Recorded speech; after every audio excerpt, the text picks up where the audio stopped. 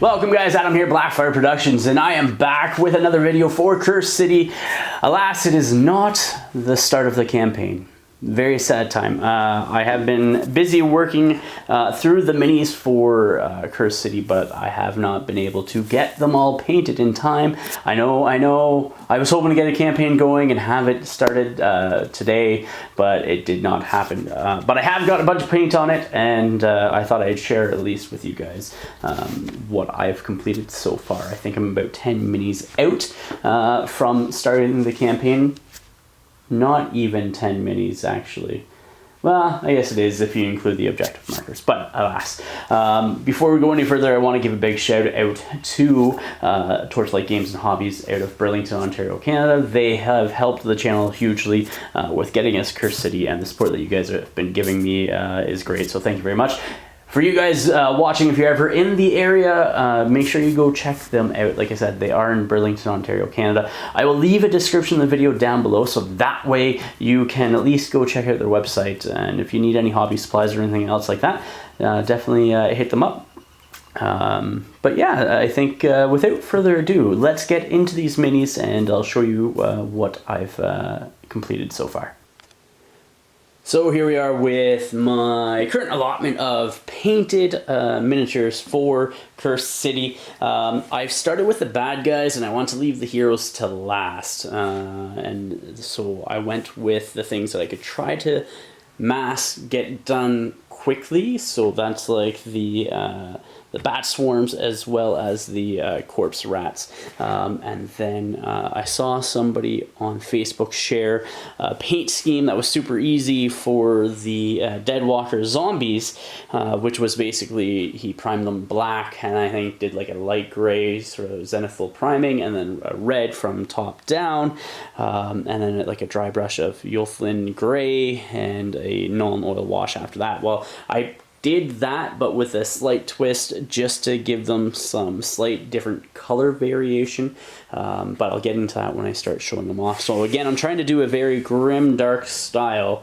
with the painted minis like these guys here to make them look really rough and worn. With another system and another game that I've been getting into, I've been experimenting with the grimdark style. Still fairly new at it, but I've been enjoying it thus far. And enjoying the effects that the muted sort of worn and aged look that it can give. And that's partially also why I liked the paint scheme that I saw online with the Deadwalker zombies, is because when I started adding the colors to them, all I was doing was using like washes and contrast paints, and because of the zenithal highlighting and everything else, they have a very red hue to them in areas, but they have a very washed out and worn look, which, well, zombies, they should. So let's start with the easiest things that I painted, which were really just the you have the bat swarms here. So this is one of the blood bats, I believe, dire bats, I can't remember, but it's like the leader of them. Literally it's a black Templar over a gray base, and then I dry brushed some gray and I think it's like Dark Reaper paint onto it, and then gave it another black wash just to darken it back up so it's nice and black. Base itself is Vallejo texture paint. I think it was dark mud, and then I sprinkled a little bit of sand in there so you could so it gives it a little bit of extra texture and rubbly sort of look on there.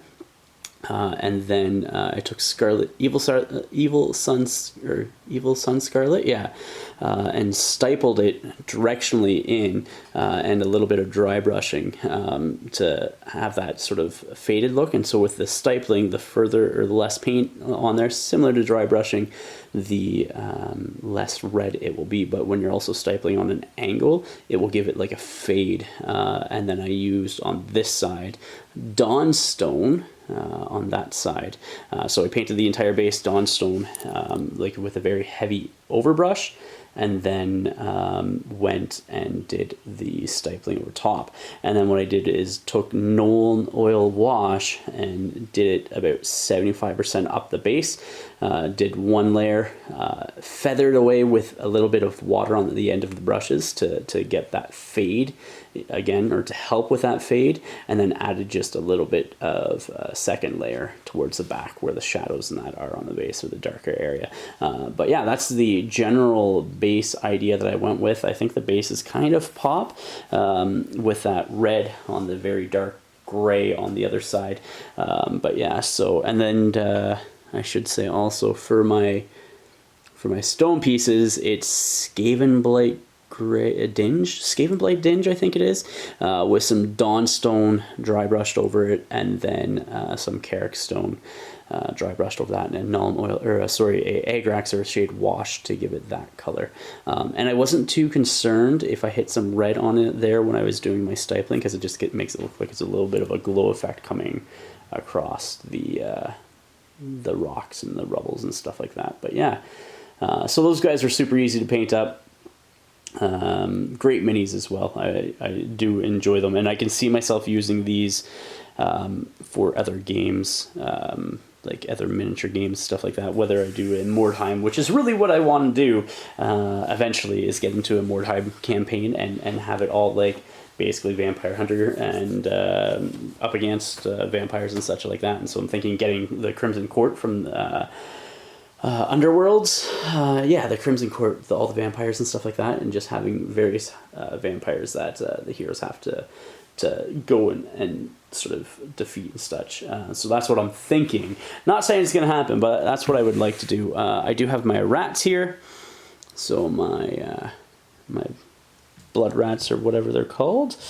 Let me see if I can get that in there. But really, these guys are the Skavenblight Dinge and Dawnstone, and then an Agrax or shade wash towards the bottom to make it so the darker areas are darker.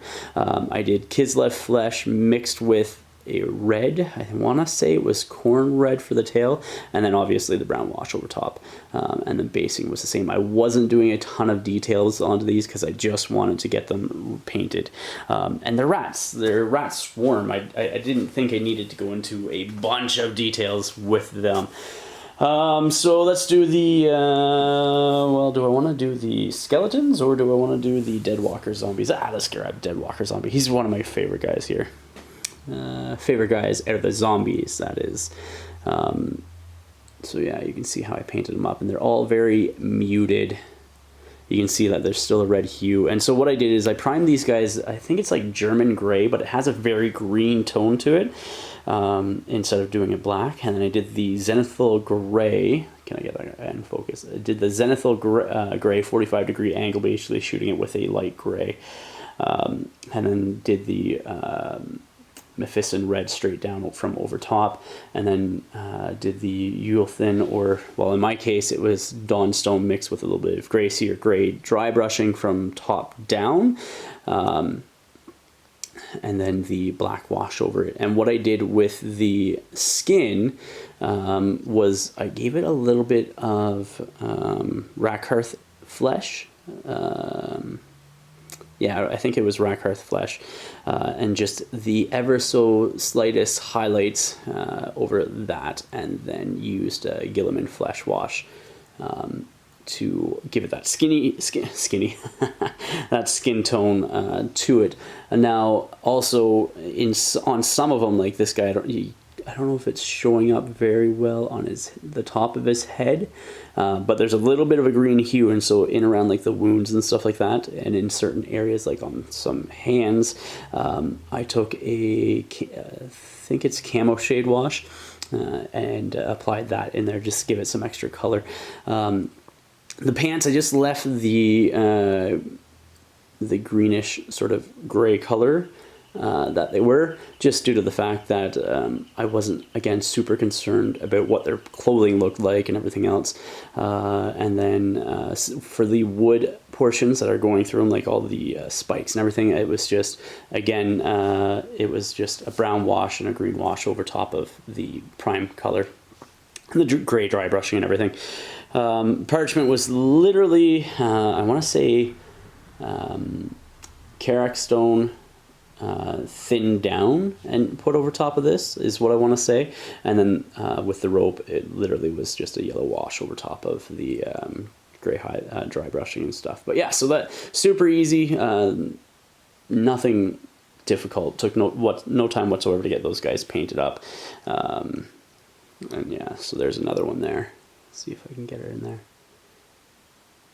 There you go. Hair was just literally, I think, a Nuln Oil wash over a gray.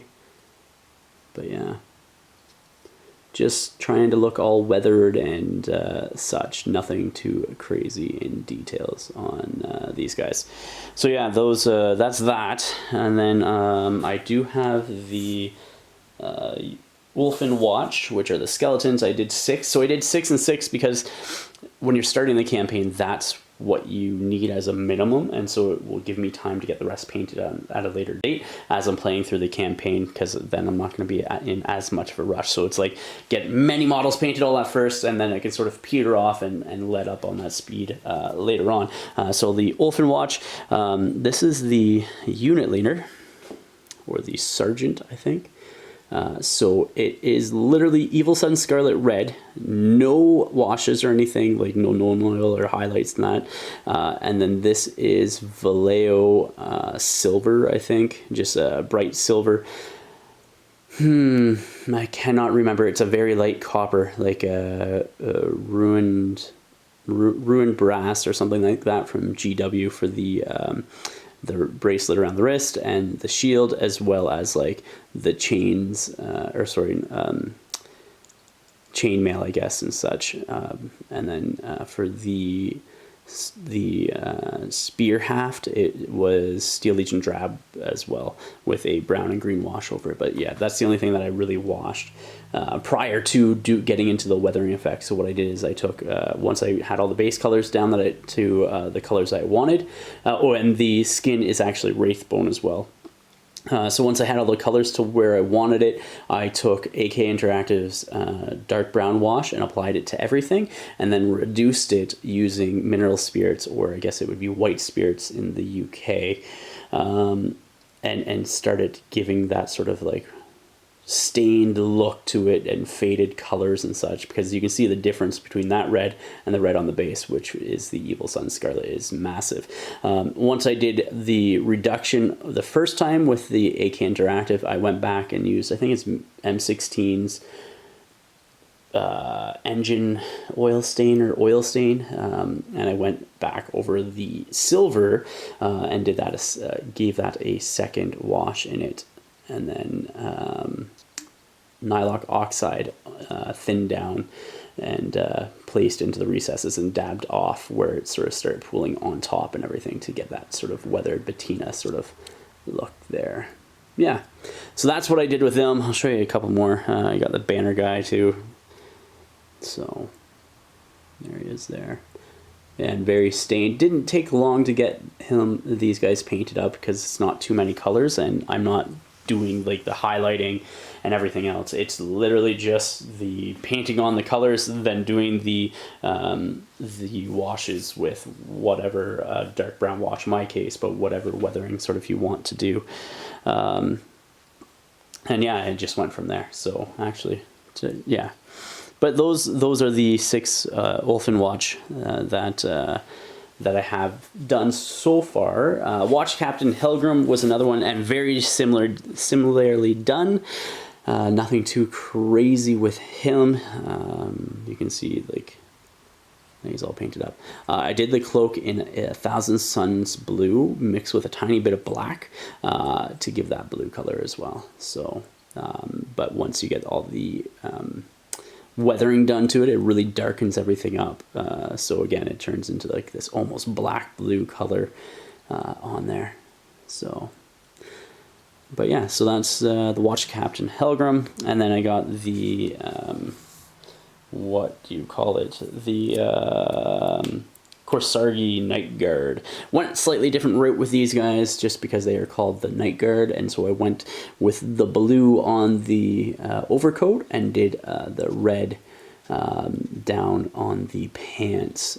So basically the opposite of what Hellgrim has, just because they are the Night Guard, so I want them to be like that darker sort of color and such. Again, the skin is just the green base that I had. I think it's, like I said, German gray, and then I use Rackhearth Flesh and the Guilliman Flesh contrast paint over top, and then all the same colors. Like, it's literally a handful of colors I've used throughout these guys. Almost dropped them, but yeah. That's what I've got painted thus far. Nothing too crazy. I do have one of the Viracos Bloodborne on my paint desk right now. I have Gorslav primed as well as my heroes. So I'm hoping to paint those guys up very soon. The Viracos is almost done as is. And then I'll probably get into Gorslav next, and probably do the gravestones too, because I think they are needed for the Deadwalker zombies, or Gorslav himself. I'm not sure, but I'm pretty sure it's the Deadwalker zombies. But yeah, so hopefully next week you guys can actually see a campaign and the first scenario in the campaign. But that is it for today. Again, thank you to Torchlight Games and Hobbies for the support on the channel, and make sure you click that link down below and go check them out for your hobby needs. To our Patreon members, past and present, thank you very much for the support. It allows us to do, or helps us do, what we do here on the channel, which hopefully you guys are enjoying. Please remember to like, share, and subscribe. Until next time, ignite your hobby.